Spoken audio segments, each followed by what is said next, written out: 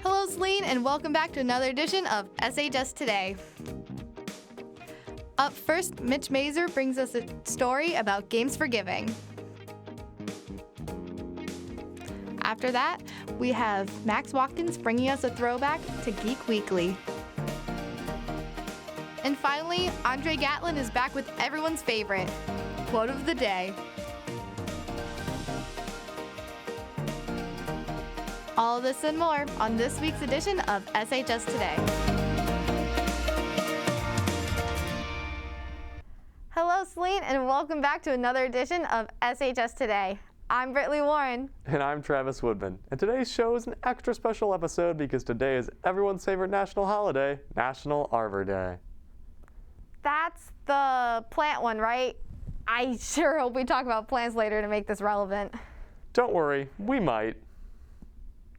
On a different note, video games are very popular today with great games such as Minecraft, GTA 5, League of Legends, and so many more of our favorites. SHS alum Zach Weigel turned this popular pastime into something that benefits others. SHS Today's own Mitch Mazer has the scoop. Zach's story begins back in 2007 when he organized a Halo 2 tournament that would take place in Saline High School. 300 kids had signed up for it. He raised a lot of money, but 3 days before the event would take place, it got shut down by the superintendent. However, this didn't stop him. He and his friends went on to create their own event called Gamers for Giving.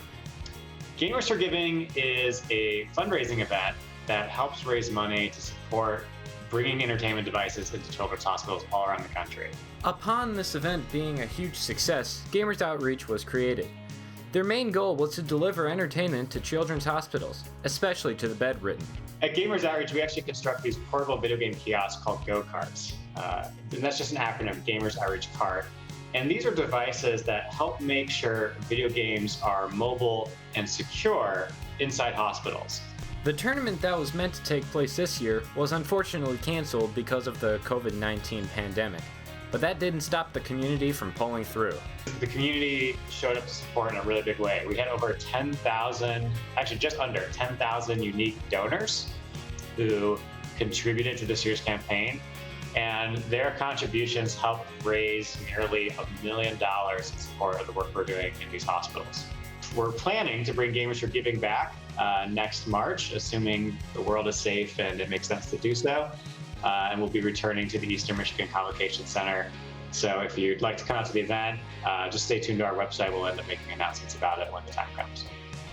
Even though his initial intentions weren't to do this charity full-time, he has been very fortunate to work with some big names in the gaming industry, like Xbox, and he even won a CNN Hero Award. I think that a great lesson to learn from Zach Weigel is that if you are passionate enough about a subject, with enough persistence, you can turn it into something great. This is Mitch Mazer reporting for SHS Today.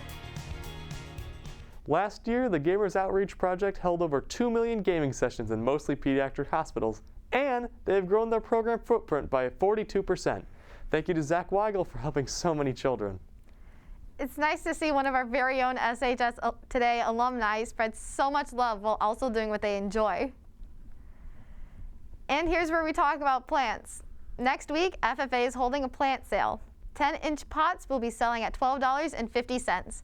Make sure you're quick if you want a plant because last year they sold out in 14 hours.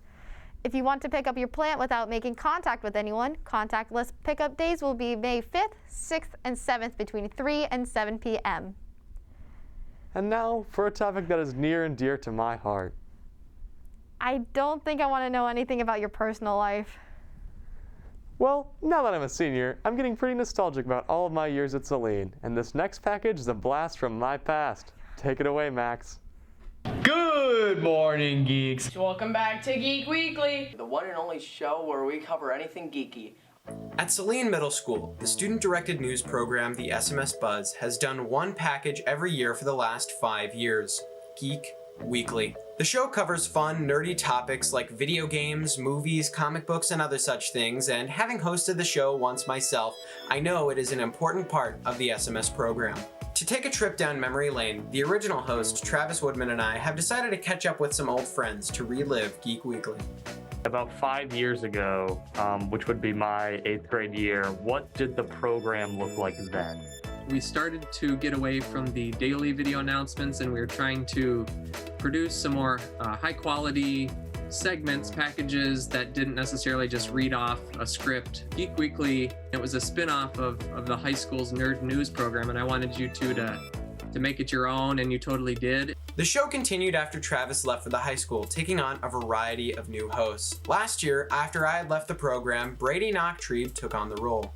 So obviously middle school, you did Geek Weekly. Can you tell me kind of about some of that experience? Mr. Reeves sort of approached me and said, hey, want to do Geek Weekly? And I felt pretty good about it, and I was given the opportunity. I took it, and I really liked it. I literally remember once I was walking through the hallway, and I saw into a classroom there watching it, and I was like, oh, that's me. The time I had doing it was probably one of the most fun experiences I had at the middle school. Even though the SMS Buzz has not been produced yet this school year, Geek Weekly is sure to have a presence in some form going forwards. I think that that tradition of doing it every year, that's important.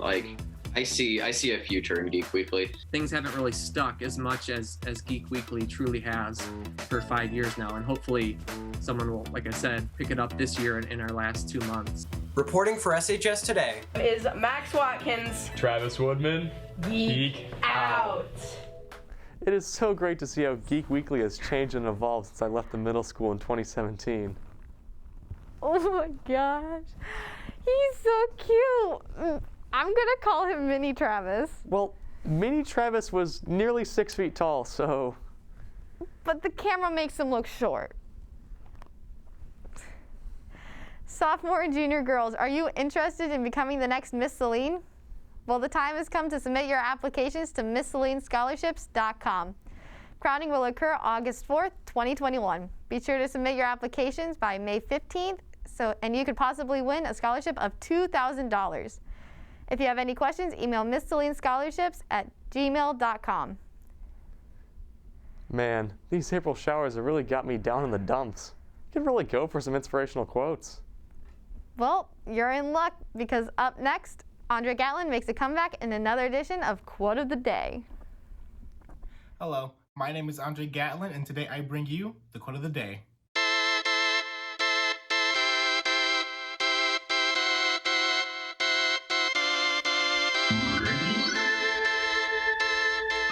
Today's quote of the day is, mistakes are proof that you are trying.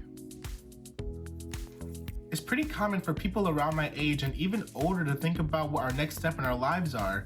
It can be relationship-wise, it can be career-wise. Either way, we're all trying new things and constantly seeking what makes us happy. For me, I tried to find my passion in art and theater. And fun fact, I was not good at either of them when I first started, which is totally fine because I kept at it and I got better over time, and now I can genuinely say that I have a true passion for theater. I even interviewed one of my close friends, Lauren Grace, so she can tell us how she has a similar experience in finding her passion. So Lauren, you've actually been on SHS Today before, and you were talking about your passion for music. I thought that it would be pretty interesting to know if you've ever tried to find a passion in other activities before discovering your love for music. For sure. And I mean, music wasn't really something I sought out to be a passion. It was more something that stayed consistent in my life. So I think the things that we are passionate about just tend to be the things that we like doing anyway. And during that process of finding your passion, have you ever had any fails or made mistakes along the way? Oh yeah. I mean, when I first started, I had no idea what I was doing. So it was a lot of just trial and error, and I still look back and there are things that I would change. So I wouldn't call it failures, but it's definitely a learning experience every time. So overall, just know that it is okay to make mistakes and fail at times, because all that matters is that you are trying. It's not going to do anything but get you closer to your real passion. I'm Andre Gatlin, and I'm reporting for SHS Today. Well, if mistakes are proof that you are trying, then I made 27 tries on my math test last week. Thank you to Andre for continuing to inspire us each and every installment of Quote of the Day. Well, that's all the time we have this week. Thank you for spending your time with us watching our show. I'm Britlee Warren. And I'm Travis Woodman. Make sure to follow us on Twitter, Instagram, and YouTube @Saline Video for more great content. Be sure to tune in next week for stories about the COVID vaccines, a teacher feature, and a comparison between TV and streaming services. Have a great week, Hornets. How did my